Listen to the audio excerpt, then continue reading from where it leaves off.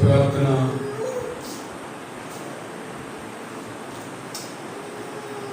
యేసయ్యకు చాలా ఇష్టకరమైంది.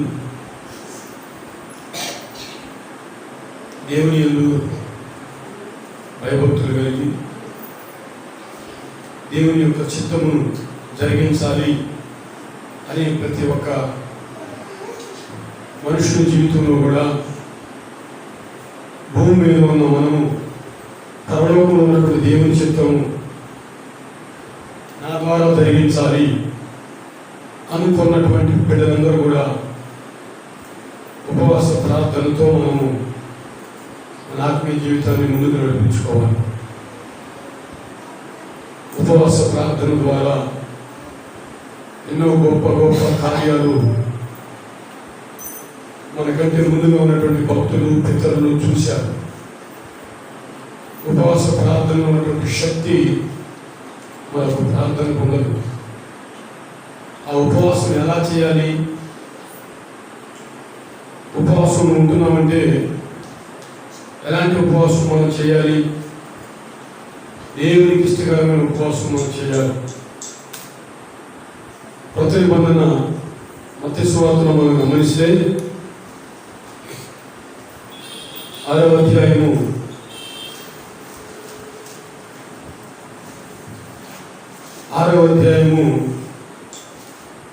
17 వాక్యం మనం చదివితే ఉపవాసం చేయుచున్నట్టు మనుషులకు కనబడవలనని కాక రహస్యమందున నీ తండ్రికే కనబడవలనని నీవు ఉపవాసం చేయనప్పుడు నీ తల అంటుకొని నీ ముఖం కడుక్కొను. అప్పుడు రహస్యమును చూస్తున్న నీ తండ్రి నీకు ప్రతిఫలమిచ్చును.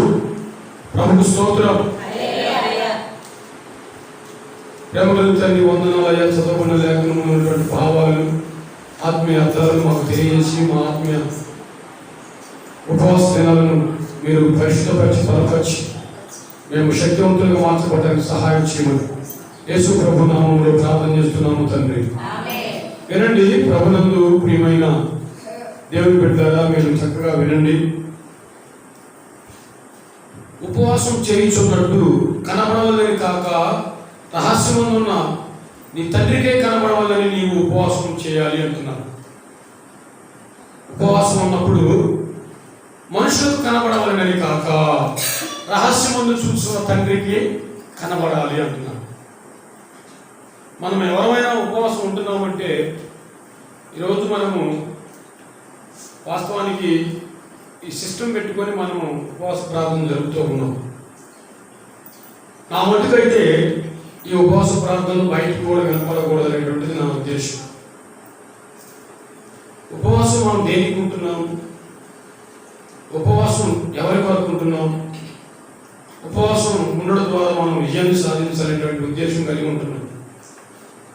మన ఉద్దేశం ఇతరులకు తెలియకూడదు.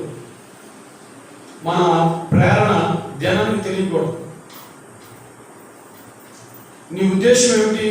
సంఘము అభివృద్ధి, సంఘము క్షేమము, సంఘము ఆశీర్వాదకరంగా ఉండడానికి, సంఘము ఆరోగ్యవంతంగా దేవుని పని చేయడానికి, సంఘములో దేవుని కార్యాలు చూడడానికి, సంఘములో దేవుని యొక్క అద్భుతాలు మిరాకిల్స్ మన జీవితంలో జరగాలి, సంఘములో ముందు పెనలేనటువంటి మహిమను మనం చూడాలి, సంఘములో గత కాలం నుంచి ఉన్నటువంటి బిడ్డలే కాక అనేక కొత్త వారు చేర్చబడాలి అన్నది మన ఉపవాస ప్రార్థన ఉన్న రహస్యం.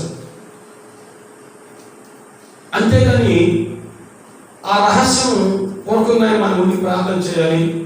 నడిపించే నాయకుడిగా సహకరిస్తున్నటువంటి సంఘ బిడ్డలతో వ్యక్తిగతంగా చెప్పుకొని ఈ ప్రార్థనను మనము ఆధ్యాత్మికంగా బలమైనటువంటి ప్రార్థనగా మనం కొనసాగించాలి. అలా కాకుండా మనుషుల కొరకు, పట్టణంలో ఉన్నటువంటి ప్రజల కొరకు వారు చూడాలని, ఇగో మేము కూడా ఉపవాస ప్రార్థన పెట్టామను, మేము కూడా ఉపవాసం ఉంటున్నాం అనే దానికోసం కాదు. కానీ పై మాట్లాడారు, మీరు ఉపవాసం చేయనప్పుడు వేషధారుల వలె కాక దుఃఖముఖులై ఉండుకుని తాము ఉపవాసం చేయించున్నట్టు మనుషులకు కనబడవాలని వారు తమ ముఖములను వికారం చేసుకున్నారు. వారు తమ ఫలము పొంది ఉన్నారని నిశ్చయంగా మీతో చెప్పుచున్నాను అన్నాడు. ఉపవాసము మనం ఉంటున్నప్పుడు వైష్ణవుల వలె ఉండకూడదు. ఉపవాసం ఉంటున్నాం కదా అని చెప్పేసి మన ముఖంలో ఆ భీతి చెందినట్లుగా, ఏదో ఒక ఆలోచన నెరవేర్చబడలేని పరిస్థితుల్లో కిందులు అయిపోయినట్లుగా, దిగజారిపోయినట్లుగా, దేవుడు మనం పట్టించుకున్నట్లుగా మనం ప్రజల దృష్టిలో కనపడకూడదు. ప్రజలు చూసినప్పుడు ఎందుకు మీరు అలా ఉన్నారు, ఏమిటి ఒక్కొక్క ముఖంలో వెలుగు లేదు, అంతా చీకటిగానే ఉంది, భేదత్వంగా కనపడుతున్నారేంటి, భేదస్థితి భీతిల్లినట్టుగా కనపడుతున్నారేంటి అని అడిగినప్పుడు, పిల్లల అది మనము మన ఆంతర్యంలో ఉన్నటువంటి ఆత్మీయ దేవునికి మనకు ఉన్నటువంటి సహవాసం ద్వారా సంపాదించుకున్నటువంటి ఈవులను సంపాదించుకునే వారిగా ఉండకుండా ఇతరులకు తెలియజేసే వారిగా మనం ఉంటే రహస్యమును చూస్తున్న దేవునికి మనకి మధ్య సంబంధంలో బలం ఉండదు. తద్వారా ప్రజలకు మనం చెప్పుకొని మేము పలానా దాని వరకు ఉపవాసం ఉన్నాం, 21 రోజులు ఉపవాస ప్రార్థన పెట్టాము అని మనం పైకి చెప్పుకునే వారిగా ఉంటే దేవుని కార్యాన్ని మనం చూడలేము. అంతేకాదు అలా చెప్పుకోకుండా ఉండి రహస్యములను చూస్తున్న దేవునికే నీ యొక్క ఆంతర్యంలో ఉన్నటువంటి ఉపవాసం అర్థం కావాలి. మరి బోర్డు వేసారు కదన్నా, బోర్డు ఫ్లెక్స్ వేయించారు కదా అని అంటే అది ఈనాటి తరంలో ఉన్నటువంటి క్రైస్తవులకు మాదిరి తత్వానికి కొరకై ఆ బోర్డు రాయబడింది. ఉపవాస దినాలు సంఘంలో జరుగుతున్నాయి అంతే. అయితే ఇక్కడ దేవుడు చెబుతున్నాడు కదా, వేషధారులే మీరు దుఃఖముఖులై ఉండి ఉపవాసం చేసినట్టుగా మనుషులకు కనబడుతూ మీరు కానీ ప్రవర్తిస్తే దాని తగిన ప్రతిఫలం మీరు పొందుతారు. అంటే ఏమిటో ప్రతిఫలం? దేవుడి ద్వారా వచ్చే ఆశీర్వాదాలా, దేవుడు ఇచ్చేటువంటి ఈవులా, ఏమంటే దేవుడు మన ప్రార్థనలకు అనుగ్రహించేటువంటి దీవెనలా? కాదండి. ఇక్కడ ఒక మాట కీర్తనకారుడు అంటాడు కదా, 109వ కీర్తన గ్రంథము 109వ కీర్తన గ్రంథము 24వ వాక్యం చదువుకుని, ఉపవాసం చేత నా మోకాళ్ళు బలహీనమాయను, నా శరీరం పుష్టి తగ్గిపోయేను. దేవునికి స్తోత్రం కలుగును. ఉపవాసం చేత నా మోకాళ్ళు బలహీనమాయను, నా శరీరం పుష్టి తగ్గిపోయాను. కీర్తనకారుడు ఎందుకు చెబుతున్నాడండి? మనం ఉపవాసం ఉన్నామంటే ఖచ్చితంగా కార్యాలు చూచేంత వరకు కూడా మనం ఉపవాసమైనటువంటి జీవితం మనలో ఉండాలి. ఉపవాసం ఉంటున్న దినాలు తగినటువంటి జీవితం మనకు ఉండాలి. వింటున్నారండి? ఇక్కడ కీర్తనకారుడు ఈ మాట చెబుతున్నాడు. కీర్తనకారుడు ఎవరో గొప్ప దైవజనుడు, భక్తిపరుడు, దేవునికి ఇష్టమైనటువంటి పాత్ర లాంటి వాడు. పరలోకంలో దేవుడు ఉంటే భూలోకంలో దేవుని చిత్తాన్ని అద్భుతంగా జరిగించేటువంటి వ్యక్తి దావీదుగా. ఉపవాసం చేత నా మోకాళ్ళు బలహీనమాయను, నా శరీరం పుష్టి తగ్గిపోయింది. అంటే తన బలహీనతను తెలియజేస్తావు. ఉపవాసం కదా ఉంది, తన మోకాళ్ళు ఎందుకు బలహీనమై నా శరీరం పుష్టి తగ్గిపోయిందని చెబుతూ ఉన్నాడు. దీనిలో 2 రకాలుగా చెప్పుకోవచ్చు. నిజమైన ఉపవాసం ద్వారా నేను ఇలా అయిపోయాను, అధిక దినాలు నా దేవునితో ఉపవాస ప్రార్థన నేను గడిపాను కనుక నేను మోకాళ్ళ మీద ఉండి ఉండి ఉండి ఉండి ఉండి ఉండి రోజుల తరబడి, నెలల తరబడి, సంవత్సరాల తరబడి మోకాళ్ళ ప్రార్థన ద్వారా నా మోకాళ్ళు బలహీనం అయిపోయాయి. గత కాలంలో కొందరు గొప్ప దేవుని భక్తులు, దైవజనులు చెప్పుకొని నేను విన్నాను. దావీదు గారు చాలా పొడవైనటువంటి వ్యక్తే, కానీ మోకాళ్ళ ప్రార్థన ద్వారా మోకాళ్ళ మీద ఉండి ఉండి ఉండి అంటే ఆ మోకాళ్ళు వంకలు వచ్చేసినాయి అంట. వంకలు వచ్చేసేసి బెండ్ అయిపోయి నడవడానికి దేవుడు సహాయం చేశాడు. ఇక్కడ ఈ మాట మనం జ్ఞాపకం చేసుకుంటే, ఉపవాసం చేత నా మోకాళ్ళు బలహీనమైన, నా శరీరం పుష్టి తగ్గిపోయాను అంటే ఇది ఆధ్యాత్మికంగా దేవుడు మనకు తెలియజేసినటువంటి మాట. రహస్యం ద్వారా దేవుడికి నాకు రహస్యమును చూసిన దేవుడికి నాకు ఉన్నటువంటి ఆ యొక్క సాంగత్యాన్ని బట్టి, ఆ సాంగత్యం నా మోకాళ్ళ ప్రార్థన బట్టి అధిక దినాలు, అధిక మాసాలు, అధికమైనటువంటి నా యొక్క ఆయుష్కాలంలో అధికమైనటువంటి సమయాన్ని నా దేవుడితో నేను గడిపాను, నా శరీరంలో పుష్టి తగ్గిపోయింది అని చెప్తున్నట్టుగా మనం నమ్మాలి. మరొక మాట చూసుకుంటే తన బలం కండరాలన్నీ కూడా కరిగిపోయినవి, నా మోకాళ్ళు బలహీనమైపోయినవి అని చెప్తా ఉన్నాడంటే భౌతికంగా ఈ మాట కూడా మనం గుర్తు తెచ్చుకోవాలి. అంటే ఉపవాసం ఉండడం ద్వారా దేవుడు బలహీనపరుస్తాడా? ఉపవాసం ఉన్నావు కనుక నువ్వు చిక్కుపోవాలి, ఉపవాసం ఉన్నావు కనుక నీ కండలు కరిగిపోవాలి, ఉపవాసం ఉన్నావు కనుక నీవు ఒక పేషెంట్ లాగా తయారని చెప్పి దేవుడు చెప్తాడా? దేవుడు చిత్తం అది కాదు. మనుషుడు రొట్టె వలన కాదు కానీ దేవుడు నోట నుండి వచ్చే మాట వలన అన్నాడు.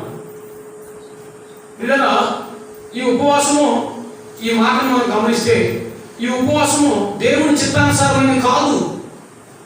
ఇది దేవుని చిత్తానుసారమైనది కాదయ్యా. ఉపవాసం ఉన్నటువంటి బిడ్డలారా, ఉపవాసం ఉన్నటువంటి పురుషులారా, ఉపవాసం ఉన్నటువంటి స్త్రీలారా, నిజమైన ఉపవాసము దేవుడు మనకి అధిక బలాన్ని ఇస్తాడు, అధిక శక్తిని ఇస్తాడు, ఆత్మను కుమ్మరిస్తాడు, రూపాంతరం నడిపిస్తాడు. దేవునితో అధికమైనటువంటి సమయం ద్వారా అనేక జ్ఞానయుక్తమైనటువంటి మాటలు ప్రభు తెలియజేస్తాడు.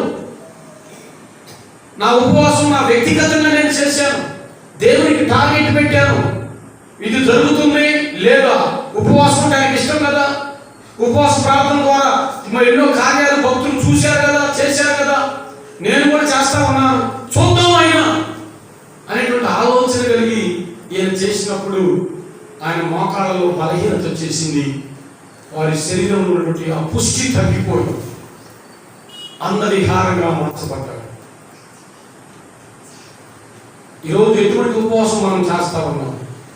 ఒక పూట ఉపవాసంలో ఉపవాసమైనటువంటి ప్రార్థన అనే శాస్త్రం నువ్వు చేస్తున్నావా? ప్రార్థన అనే శాస్త్రం నీ హృదయాన్ని పెట్టుకుంటున్నావా? ఉపవాసం మధ్యాహ్నం భోజనం చేసావు, సాయంకాలం తింటలేదు, ప్రార్థన చేసుకున్నావు, దేవాలయానికి వచ్చావు, ఇప్పుడు విజ్ఞాపన చేస్తావు 5-10 నిమిషాలు, తిరిగి మళ్ళీ నువ్వు పడుకోబోయేంత వరకు రహస్యమును చూస్తున్న నీ దేవుడు తన యొద్ద మోకరించి ప్రార్థన చేస్తున్నావా? ఉపవాసం ఉంటున్నావు అన్న సంగతి ఒకవేళ నీ ఇంట్లో యజమానులకు తెలిసినా, యజమానులకు తెలిసినా, నీ బిడ్డలకు తెలిసినా నిన్ను విడిచిపెట్టే వారిగా వాళ్ళు ఉండాలి. ప్రార్థనకి సమయాలు నువ్వు కేటాయించినప్పుడు నేను ఆటంకపరిచే వారిగా ఉండకుండా నువ్వు చూసుకునేటువంటి జ్ఞానాన్ని ప్రదర్శించాలి. సన్నాసిలా నేను ఉపవాసం అలా యాదవ ప్రార్థన చేసుకోవాలి, పక్కపడే ఎదవలా ఎన్నిసార్లు చెప్పి ఎదవ, అందుకే నేను ఉపవాసం పనికి మాని వాళ్ళ అని ఈ రీతిగా మాట్లాడతా ఉపవాసం ఉంది. ఉపవాసం ఉన్నానయ్యా, తెలియదు, ఆ మాత్రం అర్థం చేసుకోవా, అన్ని పనులు చేయాలి నేనే అని అన్నావనుకో, ప్రభువారు విషయగ్రంథంలో మాట్లాడతా నాకు ఏమేమి గ్రంథం, మీరు ఉపవాసం ఉంటారు, వీధుల్లో రంకెలు వేసి మాట్లాడతారు, మీరు ఉపవాస ప్రార్థనని మీరు ప్రతిష్ఠించుకుంటారు, కానీ మీ ప్రవర్తన అంతా కూడా నాకు హేయకరంగానే ప్రవర్తిస్తారు. మీరు అవమానభరితులుగా జీవించేది కాక నా నామాన్ని దోషపాలు చేస్తా ఉన్నారు అని పరిశుద్ధాత్మ దేవుడు తెలియజేస్తా ఉన్నాడు. పిల్లలు ఎటువంటి ఉపవాసం చేస్తా ఉన్నాడు? ఖచ్చితంగా నిజముగా ఉపవాస ప్రార్థనలో ఉపవాసం బిడ్డలు మీరు కనీసం 3 గంటలైనా ప్రార్థన చేయాలి రోజు మొత్తం మీద. అక్కడ మధ్యస్వార్థుల్లో ఒక మాట చెప్పాడు, మేము ఉపవాసం ఉన్నవాడిని మనుషులకు కనబడినట్టుగా మీ ముఖాలు వికారం చేసుకుని మేము ఉపవాస దినాల్లో ఉన్నామని చెప్పుకుంటే వారి దీని ప్రతిఫలం వారు అనుభవిస్తారు. ఏంటి ఆ ప్రతిఫలం అంటే, ఇదిగో నా మోకాళ్ళు బలహీనమాయి, నా శరీరం పుష్టి తగ్గిపోయింది. చూడండి 2వ సమూయేలు గ్రంథం 12వ అధ్యాయం 22వ వాక్యం చదవండి. 2వ సమూయేలు గ్రంథం 12వ అధ్యాయం 22వ వాక్యం. 12 బిడ్డ ప్రాణంతో ఉన్నప్పుడు దేవుడు నా యందు కనికరించి వాడిని బ్రతికించునేమో అనుకుని నేను ఉపవాసం ఉండి ఏడ్చుచుంటిని. ఇప్పుడు చనిపోయిన కనుక నేను ఎందుకు ఉపవాసం ఉండవలను? వాడిని తిరిగి రప్పించగలరా? నేను వారి ఎందుకే పోదును గాని వాడు నా ఎందుకు మళ్ళా రాడని వారితో చెప్పాను. ఈ మాటలు చూడండి, ఎవరండి ఈ మాట చెబుతుంది? దావీదే చెబుతున్నారు. ఇదేంటయ్యా, గంట తరబడి బ్రతున్నాడేం కాస్త అంత అన్నం తినమని, గంట తరబడి బ్రతున్నాడేం కాస్త అంత వేడి టీవీలు తాగమని, ఉపవాసంలో నుంచి విరమించుకోలేకపోయి నువ్వు చనిపోతావేమో మనం అనుకున్నాము. బిడ్డడి సంగతి ఎత్తన్నా కానీ నువ్వు చాలా విధంగా నీ గురించి మేము ఆలోచన చేసి బాధపడ్డాము, కంగారు పడ్డాము. కానీ నీ అంతటి నీవే లేచి ఉపవాసాలు విరమించుకొని భూస్థాపన అయిన తర్వాత నీ కుమారుడు చనిపోయాడని చెప్పి విని భూస్థాపన చేసి వెంటనే స్నానం చేసి గదిలోకి వెళ్ళి కొత్త వస్త్రాలు మార్చుకుని దేవాలయానికి వెళ్ళి వచ్చి భోజనం తింటున్నావే, ఏమిటయ్యా నీ ఉపవాసం చాలా విచిత్రంగా ఉంది, నీ భక్తి జీవితం చాలా విచిత్రంగా ఉంది, ఎవరికి అర్థం కాలేదు అని గౌరవపూర్వకంగా అడిగినట్లుగా, ఎద్దేవా చేసినట్లుగా మనుషుల భావాలు తెలియజేశారు. ఆయన దేవుడిని ఇష్టానుసారంగా వాడుకుంటే నీ మాట అంటారనుకుంటున్నావా? చేసే శాస్త్రాలు, పిచ్చి శాస్త్రాలు, వేషాధారంతో ఉన్నట్టు భక్తి చేసి ఇష్టానుసారంగా బ్రతికి అవసరమైన ఉపవాసం ఉంటే దేవుడు మెచ్చుకుంటాడు అనుకున్నావా అని ఎన్నో రకాలుగా మనుషులు భూస్థాపితం అయిపోయిన తర్వాత ఆ ఇంటికి వచ్చి ఆ దీపం చుట్టాలు అందరూ కూడా ఇష్టానుసారంగా మాట్లాడి అవహేళన చేశారు. ఎందుకు అవహేళనకు అప్పగించబడ్డాడు దావీదు అని అంటే, బెత్షెబాకు పుట్టినటువంటి అవిధేయత ద్వారా పుట్టినటువంటి బిడ్డడు మగపిల్లగాడు పుట్టాడు. ఊరియాను చంపించాడు. బెత్షెబాని తన అధికారాన్ని ఉపయోగించి వశపరుచుకొని లోపరుచుకొని ఆమెను పాడు చేశాడు. పాడు చేయటమే కాకుండా ఆమె నేను గర్భవతినయ్యానని చెబితే తన వంతుగా యుద్ధంలో నుంచి ఊరియాను పిలిపించి రెస్ట్ తీసుకోవయ్యా, విశ్రాంతి తీసుకుని తన సొంత తెలివిని ఉపయోగించాడు. కానీ నమ్మకమైనటువంటి ఊరియా దేవుని యొక్క బిడ్డల పైన శత్రువులు యుద్ధం చేస్తూ ఉంటే నా భార్యతో నేను సంసారం చేయడానికి నేను సమయం తగునా, ఇది ఎంత బుద్ధిహీనత అని తనలో తాను ఎంచుకొని రాజు బలవంతం పెట్టిన ఎక్కడో ఊరు బయట దేవాలయంలో తన స్నేహితులలో పండుకొని నిద్ర చేసేది. వీడింటే కాదు, వీడుంటే నాకు ఎరుక నువ్వు ఎలా గర్భవతి అవుతావు అని భార్యని అవమానిస్తారని చెప్పేసి తన శరీర సమానమైనటువంటి ఆ వ్యసనాన్ని బట్టి ఊరియాని చంపేశాడు. బెత్షెబాను పాడు చేయడం ఒకటి, ఊరియాని చంపేయడం ఒకటి, ఎవరి కుయుక్తి పన్నాగాలు చేయడం. ఇజ్రాయెల్ ప్రజలందరూ యుద్ధంలో ఉంటే శీతాకాలంలో ఈయన మేడ మీద ఉండి సుఖంగా తిని తాగి శరీరానికి కలిగినటువంటి ఇచ్చను నెరవేర్చడానికి ఇష్టపడేటువంటి ఈ శరీరదారులు ఎన్నో కోణాల్లో దేవునికి అవిధేయులై, దేవుని భయం లేకుండా, భక్తిలో శక్తి లేకుండా, దేవుడు నన్ను విడిచిపెట్టలేదు, దేవుడు దయాళుడు, దేవుడు కనికరవంతుడు, నా పక్షాన ఉన్నాడు, ఈ ఒక్క పాపమే కదా, ఇంతకుముందు చేసిన పాపాలు ఏం లేవు, ఆయన దయగలి దేవుడు ఉద్దేశం కలిగి ఈయన ఈ పాపాన్ని కొడిగట్టాడు. ఇవన్నీ జరిగిపోయిన తర్వాత ఆ బెత్షెబా బిడ్డకి జన్మనిస్తే వాడు చాలా అందమైనటువంటి వాడు, రూపస్ కలిగిన వాడు, బలమైనటువంటి వాడు, చక్కని బిడ్డ. అబ్బా ఎంత బాగా పుట్టావరా, శభాష్, బలమైన బిడ్డను పుట్టాడు. నిజంగానే ఇది దేవుని చిత్రంలో కాబోలు హృదయం ముందు అతిశయించాడు. వెంటనే మరణకరమైనటువంటి వ్యాధి బిడ్డలోకి వచ్చేసి వాడు మరణిస్తాడని వైద్యులు చెప్పారు. సమస్యలు ఇతను బ్రతకడం కష్టమే అన్నారు. వెంటనే దేవుడు జ్ఞాపకం తీసుకున్నాడు. బిడ్డలో పుట్టి మనసులో ఉండి తన కన్నులతో చూసినంతసేపు అతిశయక్తితోనే ఉన్నాడు. బిడ్డడు రోగం వచ్చింది అన్నప్పుడు తప్పితే అంతకుముందు దేవుడు గుర్తురాదు. తన మనస్సాక్షి ఒక పక్కన గద్దిస్తున్నా, ఇదిగో నువ్వు చేసిన పని ఏంటో తెలుసా, నీ క్రియలు ఎలా ఉన్నాయో తెలుసా, నీ పద్ధతి ఎలా ఉందో తెలుసా, నువ్వు చేసిన పని ఎంతో భయంకరం, నీ ఆలోచన బహు చెడ్డవి, దేవునికి నువ్వు చాలా దూరస్తుడు అయ్యావు, దేవుని చిత్తాన్ని నీ జీవితం నుంచి కొట్టివేసుకున్నావు, నీ పక్షాన దేవుడు దుఃఖపడుతున్నాడు. మనస్సాక్షి గద్దింపు ఉన్న మనస్సాక్షి చంపుకొని తన కన్నులకు ఆకర్షవంతమైన ఆయన అంతటిని కూడా అనుభవించాడు దావీదు. అప్పుడు దేవుడు గుర్తుకురాదు, ఊరియాను చంపేది, తన భార్యని రుచిపరుచుకున్నాని, యుద్ధానికి వెళ్ళకుండా నేను తిని తాగి సంతోషిస్తున్నాని, పరాస్త్రీలు స్నానం చేస్తుంటే తల ఎత్తి వారి యొక్క దృశ్యాన్ని నేను చూశాను. నా బ్రతికేంటి ఎలా మారిపోయినటువంటి ఆత్మీయ అవగాహన రాలేదండి.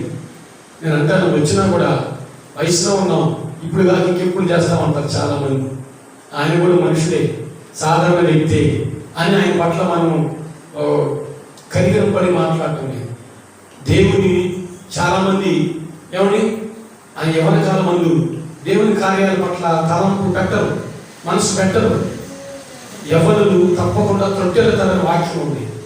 ఎవరుడా నీవు బలవంతుడివి, దేవుని చేతిలో బలవంతుడివి. ఎవరి కాలంలో పుట్టిన బిడ్డలు బలవంతుని చేతిలో బాణాలు వంటి వారిని రాయబడి ఉంది.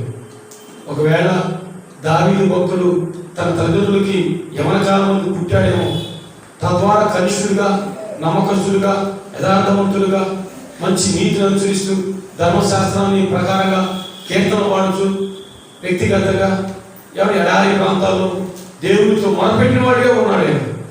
మంచిదే. అయితే తిమోతి గారికి పౌలు గారు రాసినట్లుగా ఎవరిని తప్పక తృప్తితరటువంటి ఆ సత్యవాక్యము దావీదు జీవితంలో కూడా అనుభవించగా తప్పలేదు. కనుక ప్రియులారా, మనం ఏ స్థితిలో ఉన్నాం, మన ఎవరి కాలం ముందు ఉపవాసం ఉన్నా, దేవుని రక్తంలో కడగబడి బాప్తిసం పొంది ఉండా మనము తృప్తి లేకుండా అనుభవాలకు వెళ్ళకూడదు. ఎవరి చాలా సులువుగా నీకు అందుబాటులో ఉంటుంది అవిధేయత కానీ, దేవునికి ఇష్టమైనటువంటి పాపం కానీ. దాన్ని నువ్వు దురుకోవాలని ఆశపడటానికి ఆ పాపం నీకు చాలా ఆసక్తిని పుట్టిస్తుంది. నీ కన్నుకు రమ్యంగా కనపడుతుంది. అతిశయంగా ఎవరు లేరు కదా, నా జీవితంలో పాపం ఏది లేదు కదా, ఇదే ఫస్ట్ టైం అనుకుందాం, ఒకసారి ప్రభువా అని ప్రభువును కూడా తెలుసుకొని అవిధేయత కార్యక్రమాలు పొందేవాళ్ళు ఉంటారు. అలాగే చేశాడు ఈయన. అంతకుముందు దేవుడు గుర్తురాల. ఇప్పుడు ఆ బిడ్డడు చచ్చిన తర్వాత ఆ ఉపవాసం నుంచి విరమించుకొని 7 దినాలు ఉపవాసం ఉన్నాడంట. స్నానం చేయలేదు, బట్టలు మార్చుకోలేదు, మంచినీళ్ళు తాగలేదు, ఏమీ చేయలేదు. అయ్యో రాజుగారు లేకపోతే దావీదు చనిపోతాడేమో అని ప్రియులారా ఎంతగానో ప్రజలందరూ బాధపడ్డారు, కనికరపడ్డారు, దయ చూపించారు. అయ్యా రాజావారు దయచేసి ఆ బిడ్డను బతుకుతాడులే, లేదా దేవుని చిత్తం ఎట్లుంటే జరిగిందిలే, లేచి స్నానం చేయ్యా, ఒక ముద్ద భోంచేయ్యా, బిడ్డ ప్రాణంతోనే ఉన్నది కదా అని దావీదు గారిలో ఉన్నటువంటి ఆ యొక్క పరిస్థితిని బట్టి ప్రజలు బ్రతిమాలాడు. ఎప్పుడైతే బిడ్డడు చచ్చాడు వెంటనే పిల్లవాడు చనిపోయాడు, రాజుగారికి తెలియదు అని ఇప్పటికే 7 దినాల నుంచి ఉపవాసం ఉన్నాను, ఈ మాట చెప్తే ఇంకా మనం చెప్పు దగ్గరని చెప్పేసి వీడు చిన్నగా సైకిల్ తీసుకోవడం దావీదు గారు ఆ ఏడ్చి దేవుని సన్నిధిలో గడిపినట్లుగా ఉపవాసంలో ఉంటా వారి మాటలు ఆలకించాడు. వెంటనే లేచాడు, ఆ బిడ్డ భూస్థాపన కార్యక్రమం సిద్ధపరిచాడు, బిడ్డను పాతి పెట్టారు, ఇంటికి వచ్చాడు, స్నానం చేశాడు, గదిలోకి వెళ్ళాడు, కొత్త బట్టలు వేసుకున్నాడు, దేవాలయానికి వెళ్ళాడు, ప్రార్థన చేశాడు. ఇదిగో ఎవరక్కడ భోజనం పెట్టారు. ప్రజలకు ఆశ్చర్యపోయి నానా రకాలుగా మాట్లాడుకున్నారు. అంటే ఈ భక్తి స్వార్థంతో చేసిన భక్తి. చాలా మంది స్వార్థంతో భక్తి చేస్తారు. నేను ప్రార్థనకు వస్తాను, నాకు ఏదైనా కార్యం జరిగిద్దా, నేను ప్రార్థనకు వస్తాం ద్వారా నా బిడ్డలు బాగుపడతారా, నేను ప్రార్థనకు వస్తాం ద్వారా నా భర్తకు మారుమనసు వచ్చిందా, నేను ప్రార్థనకు రావడం ద్వారా నా కుటుంబంలో సమస్యలు తొలగిపోతాయా, నా ప్రార్థనకు రావడం ద్వారా పరిశుద్ధుల లెక్కలోకి మేము వస్తామా, నా ప్రార్థన ద్వారా నాకు దారిద్ర్యం పోద్దా. రైటే, నీ ఆలోచన మంచిదే, కానీ నీ జీవితానికి, దేవునికి, వాక్యానికి నువ్వు చేసుకున్న తీర్మానం ఒడంబడిక ఖచ్చితమైనదై ఉండాలి. ఖచ్చితమైనదై ఉండాలి. నువ్వు తీసుకున్న ఒడంబడిక తీర్మానం ఖచ్చితంగా ఉండాలి. ప్రభువులో నీవు హత్తుకొని ఉండాలి. మొదటిగా నీ హృదయంలో దేవునిపై నమ్మకం ఉంచుకోవాలి.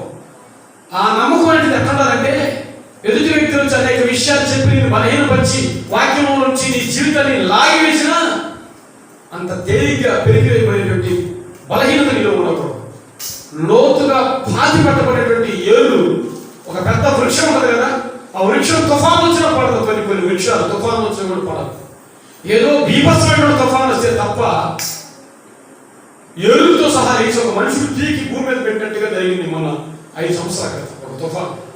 మేము విశాఖపట్నం బైబిల్ సెమినార్కి వెళ్ళాను. నేను ఒక 10 రోజులు విశాఖపట్నం వెళ్ళి రిటర్న్లో వస్తూ ఉన్నప్పుడు, మేము వెళ్ళిన తర్వాత 4-5 రోజులు తుఫాను కొట్టింది. మేము రిటర్న్లో ట్రైన్లో వస్తూ ఉంటే ఆ విశాఖపట్నానికి దగ్గర 50 కిలోమీటర్ల దూరం ఉన్నటువంటి ఏరియాలో ఉన్నటువంటి పెద్ద పెద్ద వృక్షాలు మనుషులు సైతం పీకి భూమి మీద పెట్టేట్టుగా సన్న పిల్లయ్యతో సహా వచ్చి బయటపడ్డాయి. చాలా అద్భుతం అనిపించింది, ఆశ్చర్యం.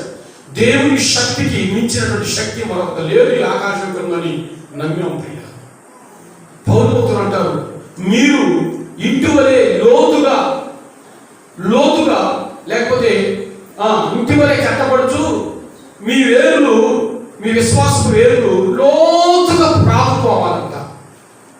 కొలస్సీ పత్రికలో 2వ అధ్యాయం అనుకుంటా ప్రారంభం.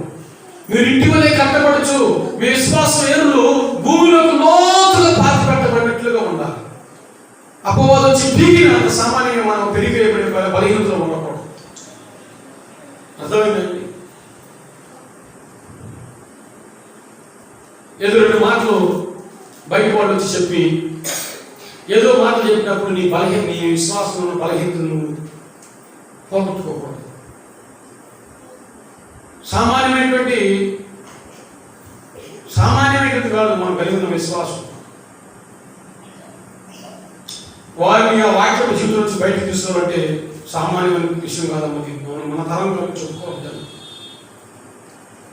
అలా ఉంటే ఖచ్చితమైనటువంటి తీర్మానం కలిగి నువ్వు దేవునితో నీ జీవితాన్ని నడుపుకుంటావు. ఎటు గాలిలోకి అటు ఉండిపోయే మొక్కలాగా ఉంటే ఇక రాబోతున్న జీవితంలో ఎన్నో తుఫాన్లు బయలుదేరుతాయి. అప్పుడు నువ్వు పెరిగి వేయబడి నరికి వేయబడి పక్కన పడతావు. అర్థమైందండి? దావీదు తన శరీర కృత్యాలకు లోబడిపోయి వీరందరూ అడుగుతున్నప్పుడు అన్నాడు, బిడ్డ ప్రాణంతో ఉన్నప్పుడు నేను దేవుడు నా ఇంట్లో కనికరిస్తాడేమోనని ఉపవాసం ఏడుచుకుని ఇప్పుడు వాడు చనిపోయాడు, దానికి నేను ఎందుకు ఉపవాసం ఉండాలి? చూసారా ఎంత ఇదిగా మాట్లాడుతున్నాడు. బిడ్డ చనిపోయాడండి, వాడు బ్రతికున్నప్పుడు వాడు కార్యం చేస్తాడేమో దేవుడు అనుకున్నాను నేను. వాడు బ్రతికున్నప్పుడు వాడు చచ్చాడు, ఇప్పుడు ఎందుకు ఉండవాలి ఉపవాసము?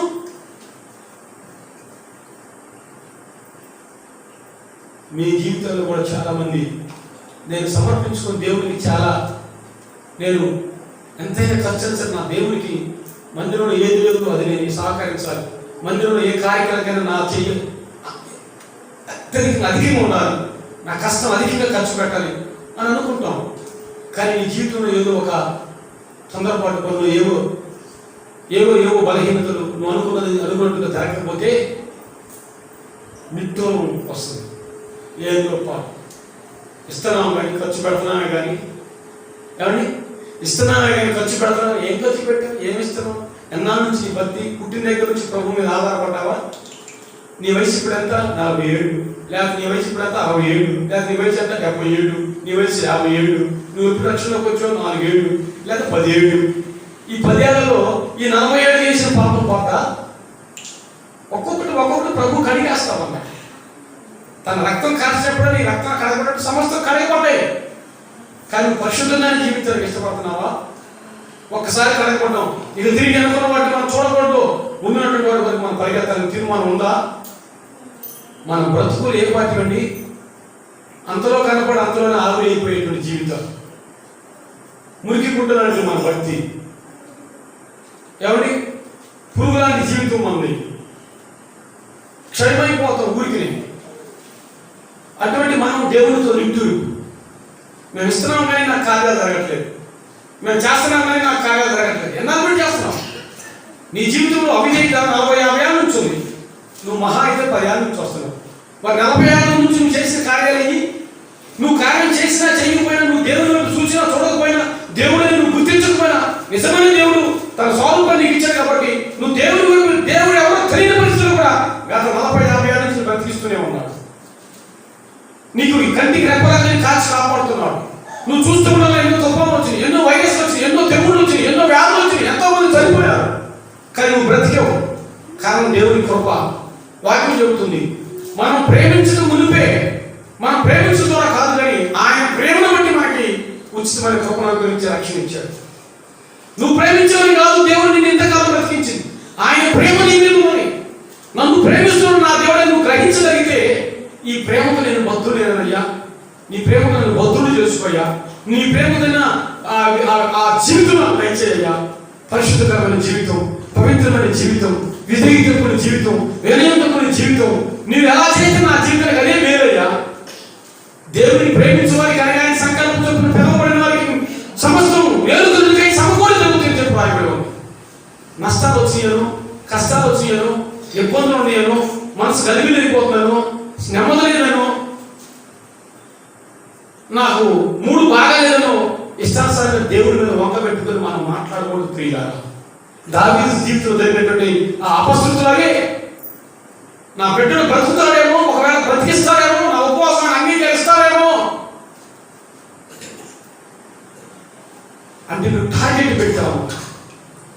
చిత్తం నేను ఎప్పుడు ఆశ్చర్యకరంగా మార్చాలో, ఎప్పుడు నిన్ను ఘనతకు ఎక్కించాలో, ఎప్పుడు నిన్ను గురించి ప్రజలు చెప్పుకోవాలో, ఎప్పుడు నీకు దేవుడు తోడే ఉన్నాడని చెప్పి ప్రజలు చెప్పాలో ఆ దినం దేవుని యొక్క స్వాధీనంలో ఉన్నది.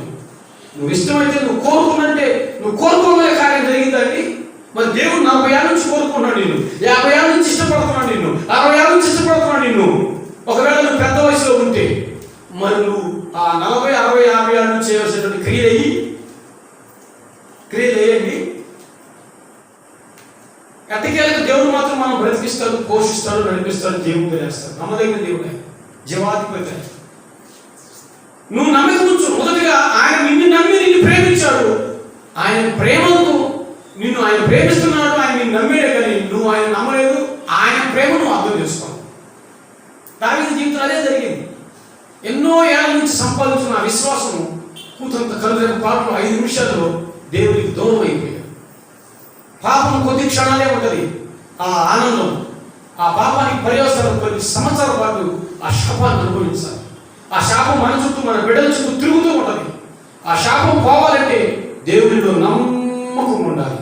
నీ ఉపవాసమైనా, నీ విజ్ఞాపనైనా, నీ కృతజ్ఞత అయినా, నీ సమర్పణ అయినా, దేవుడు పిలిచిన పిలుపు అయినా నీవు నమ్మకస్తురాలుగా ఉన్నప్పుడు దేవుడు తగిన కాలం ముందు నిన్ను, నీ బిడ్డలను దేవుని సన్నిధికి వచ్చినందుకు, వాక్యం వింటున్నందుకు, ప్రభువును ప్రేమిస్తున్నందుకు, అయ్యా నేను బాధ్యతను ఎరిగినందుకు, నా వైద్యత నేను ఒప్పుకుంటున్నానని చెప్పినందుకు దేవుడు విని నిత్యముగా తగిన కాలానికి ఒక దినాన్ని ఏర్పాటు చేసి ఉన్నాడు. ఆ దినము సంభవించదని నీవు ఆశ్చర్యకరంగా మార్చబడతావు. నీ బిడ్డలు, నీ తోబుట్టులు, నీ రక్త సంబంధికులు, నీవు ఎవరి నిమిత్తం అగర్నిస్తూ నా దేవుని ఆశీర్వాదం పొందాలి, మాలో ఉన్నటువంటి ఈ శాపం తొలగిపోవాలని ఆశపడుతున్నావో ఆ శాపం తొలగిపోద్ది, పాపం తొలగిపోద్ది. అక్కలను తీరుస్తాడు, అవసరం తీరుస్తాడు, నీ మార్గాలు సరళం చేస్తాడు, నీ కోరికలు నెరవేరుస్తాడు, నీ హృదయం వాంఛనమైన వర్ధిల్లింపు చేస్తాడు. ప్రభు స్తోత్రం. దావీదు తనయుడు తన పాపం చేసి తను చేసినటువంటి విధానం ఏంటో సమస్తం కూడా దావీదు దేవుడిని విడిచిపెట్టలేక ప్రవక్త నాతాను ద్వారా తెలియజేసినప్పుడు 51వ కీర్తన అద్భుతంగా కన్నీరు కాచి ప్రార్థన చేస్తాడు. భయంకరమైనటువంటి ప్రార్థన అండి, భయంకరమైనటువంటి ప్రార్థన. రోజుకు ఒక శ్రమ తన ఇంట్లో లేచిపోయినట్లుగా తన హృదయాన్ని దేవుని పాదాల చేత కుమ్మరించి, ఏడ్చి, కన్నీరు కాచి, విలపించి ప్రార్థించాడు 51వ కీర్తనలో. తద్వారా దేవుడు తిరిగి తండ్రి అయిన దేవునికి దావీదు ఇష్టానుసారంగా మార్చబడ్డాడు. హల్లెలూయా. అదే సమూయేలు గ్రంథం 21వ అధ్యాయం 16వ వాక్యం చదువుకుందాం, తర్వాత మనం ప్రార్థన చేసుకుందాం. సమూయేలు గ్రంథం 21వ అధ్యాయం 2వ సమూయేలు గ్రంథం 21 16వ వాక్యం చదువుకుందాం. అప్పుడు రెఫాయీయుల సంతతి వరకు ఇష్బి బెరోబా అను ఒకడు ఉండేను. అతడు ధరించున్న ఖడ్గము కొత్తది, వాని ఈటె 300 తులములు ఎత్తగలది. నేను దావీదును చంపెదనని అతడు చెప్పి ఉండేది. సిరియా కుమారుడైన అభిషేక్ రాజును ఆదుకొని ఆ ఫిలిష్తీయుని కొట్టి చంపాడు. దావీదు జనులు దీన్ని చూసి ఇశ్రాయేలుకు దీపముకు నీవు హారిపోకున్నట్లుగా నీవు ఇక మీదట మాతో యుద్ధములకు రావద్దని అతని చేత ప్రమాణము చేయించిరి. హల్లెలూయా. చూసారండి, దావీదు జీవితంలో పశ్చాత్తాపం బయలుదేరిన తర్వాత దావీదుకి దేవుడు అప్పగించినటువంటి తన స్వాస్థ్యమైనటువంటి ఇశ్రాయేలు జనుల విషయంలో శత్రువులైనటువంటి ఫిలిష్తీయులు యుద్ధానికి వచ్చినప్పుడు దావీదు పండు వృద్ధాప్యంలో ఉన్నాడు. ఎన్నో సమస్యలు, ఎన్నో ఆటుపోట్లు, ఎన్నో తుఫాను లాంటి భయంకరమైనటువంటి వేదనలు, శోధనలు, ఎన్నో బాధలు, శ్రమలు వచ్చినాయి దావీదుకి జీవితంలో. వాటన్నిటినీ కేవలం ప్రార్థన ద్వారానే జయించి శక్తిని పొందుకున్నారు. చివరికి వృద్ధాప్యంలో ఉన్నప్పుడు ఫిలిష్తీయులు ఇశ్రాయేలు మీద యుద్ధం చేసి వారిని హతమార్చి వారి యావదాస్తిని సంపాదించుకుందామని చెప్పేసి కుయుక్తితో ఫిలిష్తీయులు వచ్చినప్పుడు దావీదు బహు వృద్ధాప్యంలో ఉన్నాడు. దావీదుకు తెలిసి రాజా ఇది పరిస్థితి అన్నప్పుడు ఆయన ఒక్కసారిగా విరజిమ్ముకొని తన శక్తిని దేవుని యొద్ద నుంచి బలం పొందుకొని యుద్ధానికి బయలుదేరారు. వృద్ధాప్యం యుద్ధానికి బయలుదేరి యుద్ధం చేస్తూ ఉన్నాడు. వారిలో ఒకడు బెనోబా అనేటువంటి ఇష్బి అనేటువంటి బెనోబా అనేటువంటి వాడు అన్నిజనుడు. వాడు చాలా బలమైనటువంటి వాడిగా అయి ఉండొచ్చు బహుశా. వాడి చేతిలో ఏముందంటండి, ఇత్తడితో తయారు చేయబడినటువంటి 300 తులముల ఎత్తులైనటువంటి ఈటె ఉందంట.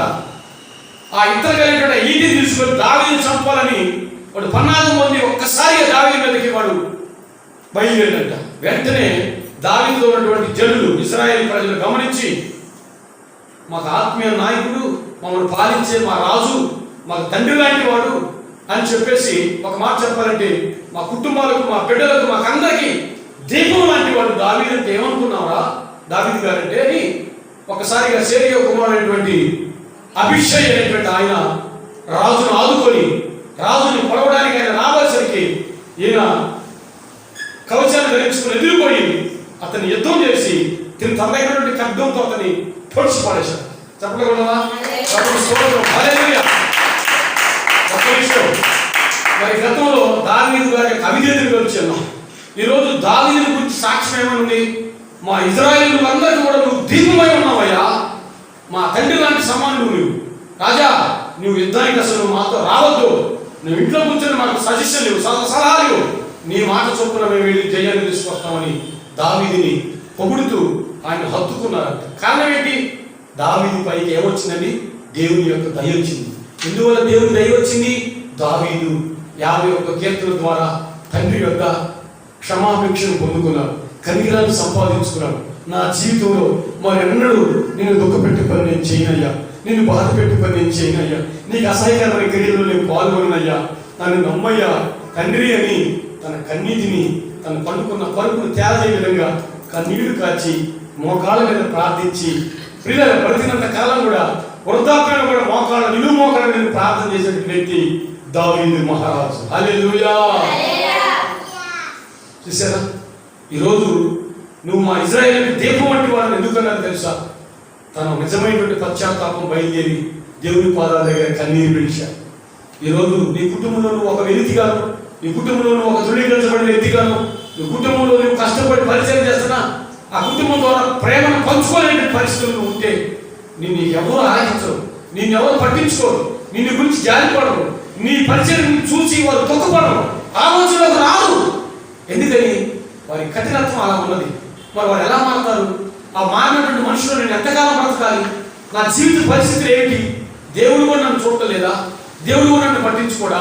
నాకు ఆధారం అంటూ లేదా అని అనుకుంటే దావీదు వలె మోకాళ్ళ మీదండి నిజమైన ఉపవాసము, పశ్చాత్తాపము, ఒప్పుకోల జీవితము, విడిచిపెట్టే అనుభవము, నువ్వేమైనావో దేవునికి తెలియజేసి కన్నీరు కాల్స్తే ఆత్మ సంబంధంగా నువ్వు దేవుడి చేతులు మోకరించి విజ్ఞాపన చేయగలిగితే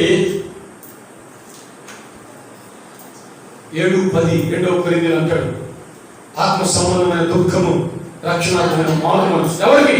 నీ కుటుంబీకులకి, నీ భర్తకి, నీ భార్యకి, నీ బిడ్డలకు, నీ తల్లిదండ్రులకు, నీ అత్తమ్మకు, నీ తోబుట్టువులకు నిజమైన పశ్చాత్తాపంతో కూడిన ప్రార్థన దావీదు నుంచి బయలుదేరింది. తద్వారా ఇశ్రాయేలులకు దీపముగా, వెలుగుగా ఉన్నారు. వారే ఒప్పుకున్నారు. వెలుగైనటువంటి దేవుడు తప్ప ఏ మనుషులు వెలుగు అని చెప్పడానికి వీలేదు. కానీ దేవుడే ప్రజల నుంచి చెప్పించాడు, ఇదిగో మాకు వెలుగైనటువంటి మాకు అధికారి, వెలుగైనటువంటి మా తండ్రి లాంటి వాడు మా దేవుడు అని వాళ్ళు భావించారు. కాబట్టి మనం కూడా దేవుని కనికరం మన మీద ఉంటే తప్ప మన ఇంట్లో మన బిడ్డలే మనల్ని ప్రేమించలేదు, మన సమాజంలో మన సొంత బంధువులే మనల్ని తృణీకరించే మనస్తత్వం నుంచి విడుదల కాలేదు. తమ ఇంటి వారే తమకు శత్రువులని మత్తయి 10:36 రాయబడి ఉంది. తమ ఇంటి వారి, నీ ఇంటి వారి నీకు శత్రువులకు రాయబడి ఉంది. ఇలా గమనించండి. శత్రువుల మధ్యలో నువ్వు ప్రార్థన జీవితం గడపగలుగుతావా? శత్రువుల మధ్యలో నువ్వు నెమ్మదిగా ఉండగలుగుతావా? శత్రువుల మధ్యలో నువ్వు సమాధానంగా బ్రతకగలుగుతావా? శత్రువులు నువ్వు మిత్రులుగా చేసుకోగలుగుతావా? నీ అంతటి నువ్వైతే చేసుకోలేవు, నీ జ్ఞానంతో నువ్వు చేసుకోలేవు, నీకు ఉన్నటువంటి తెలివితేటలతో నువ్వు చేసుకోలేవు. దేవుని యొద్ద మొరపెడితే, దేవుని యొక్క ప్రార్థన చేస్తే, దేవుని గురించి చింతపడకూడదు. కానీ మీ చింత దేవుని మీద ఏంటి? అప్పుడు పరలోకంలో దేవుడు మీకు సమస్త జ్ఞానంలోకి మించిన దేవుని సమాధానము మీ హృదయాలకు, మీ తలంపులకు అనుగ్రహిస్తామని రాయబెడతారు. పిల్లరా, ఏదో సాదాసీదంగా ప్రయాసపడి వస్తున్నారు కానీ ప్రార్థన అనేటువంటి సమయాన్ని కనీసం 3 గంటలన్నా, ఒక రాత్రి 3 గంటలన్నా ఉపవాసం ఉండి ప్రార్థన చేయగలిగితే నీవు దీవించబడతావు. నీ బిడ్డలు ప్రతిఫలంగా వాళ్ళు ఆశీర్వదించబడతారు. నీ ప్రార్థనకు ప్రతిఫలం ఒక దినాన్ని చూస్తావు. యథార్థమైన ప్రార్థన, కన్నీటి ప్రార్థన, ఒప్పుకోలుతుకుని ప్రార్థన, విడిచిపెట్టిన అనుభూతుకుని ప్రార్థన, పశ్చాత్తాపకుని ప్రార్థన, కృతజ్ఞతగలిగిన ప్రార్థన నువ్వు చేయగలిగితే నువ్వు ఏ సంఘం ఎదుగుతున్నావు, ఇప్పుడున్న ఈ సంఘం నీ ద్వారా ఆశీర్వదించబడింది, నీ ద్వారా దీవించబడుతుంది, నీ ద్వారా అభివృద్ధి పొందింది, నీ ద్వారా శాఖగా విస్తరింపజేస్తాడు దేవుడు. ఎవరి నువ్వు అనుకుంటావు నా ఒక్కదాన్ని ప్రార్థన చేస్తే ఉపయోగం ఉందండి. ఒక ఆవిడ అంది, నేను ఒక్కదాన్నే ఇవ్వాల్సి వస్తుందండి, ఏమి ఇచ్చినా నేను ఒక్కదాన్నే 1000-2000 ఇవ్వాల్సి వస్తుందండి, నేను ఒక్కదాన్నే 5000-10,000 ఇవ్వాల్సి వస్తుందండి, సంఘంలో ఎవరండి నీకు ఇచ్చేది, 100 రూపాయలు కూడా ఎవరికి ముందుకు రావాళ్ళు అంది. వాళ్ళు వస్తారో ఎవరో నాకు తెలుసు. నిన్న మొన్న వచ్చిన 2-3 ఏళ్ళ నుంచి వచ్చిందని నీకు తెలిస్తే 10 ఏళ్ళ నుంచి నాకు ఎదురుగా కూర్చున్న వాక్యంలో ఎటువంటి నాకు తెలియదా? అది నాకు గుర్తు చేయాలా? దయచేసి సంఘాన్ని కానీ సంఘ బిడ్డలు కానీ నువ్వు ఇలాగ దుష్కరిస్తే నాకు అవసరం లేదు అని కూడా నేను అలా దుష్కరిస్తే మాత్రం నేను ఒప్పుకోను, నాకు ఇష్టం లేదు, అలా మాట్లాడడం నేను ఒప్పుకోను. సంఘాన్ని విసర్జించడానికి నువ్వు ఎవరివి? నీ మనసు బాగుంటే చెయ్యి, చేయగలిగితే చెయ్యి, చేయలేకపోతే నేను ఎందుకు ఇవ్వాలి అనుకుంటావా? ఇవ్వమా. కార్యం ఎదురు కనబడతా కూడా నేను ఎందుకు ఇవ్వాలి? ఇచ్చేవాడు చాలా మంది ఉండాలి, మా దగ్గర ఎక్కడ ఉండాలి, మాకు తింటానికే సరిపోవాలని అనుకుంటా ఉండాలి. చూసారా, వాళ్ళ ప్రతిఫలం వాళ్ళు పొందుతావు. నువ్వు లేకపోయినా నా దేవుని కార్యం గొప్పది, నేను ఇవ్వాలని నువ్వు ఇస్తున్నావు, నువ్వు దీవించబడతావు. అంతేకాని సంఘాన్ని వేరు చూపించుకుంటాను చెప్పాను ఆ అంతటితో ఆగిపోయింది. అంతటితో ఆగిపోయింది. అంటే ఆమె అంతవరకు చేసిన కార్యాలు ఎందుకు చేసింది? మనుషులు మెప్పు కొరకు చేసింది. మనుషుల మధ్యలో నన్ను చెప్పుకుంటారు, గణపరుస్తారని చెప్పు అని చేసింది. ఇలాగా ఆ మెప్పు కొరకు చేసేటువంటి ఆ ప్రార్థన దావీదు జీవితంలో గొప్ప పెరుగుతుంది తీసుకొచ్చిపెట్టి. ఈరోజు నువ్వు 10,000 ఇచ్చినా, 20,000 ఇచ్చినా, ఏమని 100 రూపాయలు ఇచ్చినా నీ పేరు చెప్పుకోవడానికి ఇష్టపడే మనిషిగా నువ్వు ఉండొద్దు. ఒక ఆవిడ 1,00,000 రూపాయలు తీసుకొని పేపర్లో దారాలతో కట్టుకొని కవర్లో పెట్టుకొని దావీదైనటువంటి యేసన్న గారి దగ్గరికి వెళ్ళింది. అయ్యా ప్రార్థన చేయ్యా, మరి పలానా ఊరు నుంచి వచ్చిన నా పేరు ఇదయ్యా, నా పరిస్థితి అయినప్పటికీ ఇదిగో కానుక తెచ్చి దేవునికి ఇద్దామని వచ్చానయ్యా, ప్రార్థన చేసి చేస్తాను మొదలకుండా వెనక్కి తిరిగిపోతున్నాను. అయ్యా కానుక అయ్యా, కానుక అయ్యా, కానుక ఇది వేసి అని వెళ్ళిపో. అయ్యా ఏమిటమ్మా ఈ ఎంత అనుకున్నారు? ఎంత? 1,00,000 రూపాయలు అయ్యా, లేకపోతే 75,000 అయ్యా. 75,000 అని అన్నాడా? వెయ్యమ్మా, దేవునికి ఇచ్చేయి, నాకు శ్రమ వెయ్యి పిచ్చిపిల్ల అని వెళ్ళిపోయి. ఇంత 1,000 రూపాయలు డబ్బులు వేసినా నన్ను లెక్క కూడా చేసిందని చెప్పి కానుక వేసింది. కానీ మెంగారికి మానుకో ఎవరైనా బతకనా ఈయన పట్టించుకోవాలని చెప్పేసి ఇంకో మందిరం వెళ్ళి ఆమె క్రియ నా పాస్టర్ చూశాడు, వాక్యం ద్వారా చెప్పాడు. అబ్బో ఏం చెప్పి నా గురించి నాకు అర్థమైంది బాగా అనేది బాగుంటుంది. ఇంకో సంఘానికి వెళ్ళి అక్కడ కూడా దేవుడి సగట దెబ్బలేసేది. సబ్బో రాబోలేదు అనుకో, జాతర చూసుకుంటే కదా, జాతర చూసుకుంటే ఎవడైనా పట్టించుకుంటాడా? వాటర్ తిరణాలకి వెళ్ళి ఎక్కడో మేము ఏర్పడుకునేవమ్మా, అనౌన్స్మెంట్ చెప్పినా కూడా వినిపించుకో. అక్కడ సందడే సందడి, జాతరే జాతర, జాతరలో కలిసిపోయింది. నలుగురితో నారాయణ గుంపు అయిపోయిందా, వెళ్ళిపోయి. ఇప్పుడు పక్షులు కూడా ఆలకించుకోవాలి. కేర్ ఆఫ్ ఉండాలిగా. నువ్వు బాప్తిజం కొంచెం బాగానే ఒక సంఘాన్ని కట్టు పెట్టుకో, ఒక నాయకుడి లోపడు నీ కేర్ ఆఫ్ పలానా Samuel Raju pastor. Care of ఉండాలి. విశ్వాస సాక్ష్యం గొప్పది. ఏమి లేకుండా ఇష్టానుసారంగా బ్రతుకుతా నీ సొంత ఇచ్చిన నెరవేర్చబడాలని, నీ సొంత ఆలోచన దేవుడి దగ్గర నెరవేర్చుకోవాలని చెప్పి చూస్తే దేవుడు ఇష్టపడతాడా? జాగ్రత్త. ఉపవాసం ఉండగా నా కాళ్ళు బలహీనమయ్యాయి, ఉపవాసం ద్వారా నా శరీరం పుష్టి తగ్గిపోయింది అని చెప్పుకుంటుంది. కాబట్టి పిల్లలు ఉపవాసం ద్వారా నువ్వు చిక్కిపోవాలో, అసలు చచ్చిపోవాలో, బతకాలో ఏసైకి అప్పగించుకో. అప్పుడు నీ దేవుడు నీ ప్రార్థన ఆలకించి నిజమైన ప్రార్థన అయితే తగినటువంటి ఆశీర్వాదాలతో నింపుతాడు. ఎవరిని కపటంతో కూడినటువంటి టార్గెట్ పెట్టినటువంటి ప్రార్థన చేస్తే నువ్వు ఎక్కడ వేసిన మందులు అక్కడే ఏ మేలు నువ్వు చూడు. నువ్వు లోబడు. ఎంతకాలం బతికినంతకాలం లోబడు. నీ తదనంతరము ఎన్నో లేని మూడు పెళ్ళలేటువంటి దీవులతో వదులుతారు ఈ బిడ్డలు. ఎలా సాధ్యమైంది? వీళ్ళకి ఏమైనా ఒక 10 లక్షల రూపాయల కట్టలేమో దొరికినాయా? 1 లక్ష రూపాయలు దొరికితే సార్ వెంటనే కొట్టుకుంటారు పోలీసులు. 1 లక్ష రూపాయలు బ్యాంకు తీసుకొస్తాక ఆ బ్యాంక్ సీరియల్ నెంబర్ ఉంటుంది. ఆ సీరియల్ నెంబర్ పలానా చోట నుంచి పలానా నెంబర్ దాకా ఉన్నాయంటే ఎన్ని నోట్లు ఉన్నాయి, అన్ని నోట్లు ఎక్కడ విజయవాడ 1 టౌన్లో పోయి తీసుకెళ్ళి బంగారం కొన్నా కూడా అక్కడ ఆ నోట్లు కొట్టుకొని ఆ నోట్లు ఎవరు ఇచ్చాడో కెమెరా వస్తుంది కదా, దాని ద్వారా నువ్వు కొట్టుకొని ఆపేస్తావు. దేవుని ఆశీర్వాదము మనుషుల కష్టార్జితం కంటే ఎక్కువైంది. యెహోవా ఇచ్చే ఆశీర్వాదం ఐశ్వర్యం ఇస్తుంది. ఎలా సాధ్యమైంది? ఈ బిడ్డలు ఎలా బతుకుతున్నారేంటి? ఆస్తి పనులు ఉన్నారే, వీళ్ళ జీవితంలో మార్పు వచ్చేది ఏంటంటే అది వారి తల్లి ప్రార్థన, అది వారి యొక్క అమ్మ ప్రార్థన, వారి యొక్క అమ్మమ్మ ప్రార్థన, వారి ప్రధాన ప్రార్థన. ఇలా సాక్ష్యం సంపాదించుకోవచ్చు. అప్పుడే ప్రభు మనం చుట్టూనే ఉంటుంది. అతి కృప ప్రభు మనం కనుగరించుకోగలరు. ప్రార్థన చేసుకుని ప్రేమ కలిగిన తండ్రి, చక్కని వర్తమానం ద్వారా నిలుచున్న నాతో చాచుని ప్రజలతో మాట్లాడిన గొప్ప దేవుడు సహాయం చేయండి. సంఘాన్ని అందించిన ఆశీర్వదించండి. మాటల ద్వారా ప్రార్థన అభిషేకం తెచ్చి అనేకం చేయించుకోండి.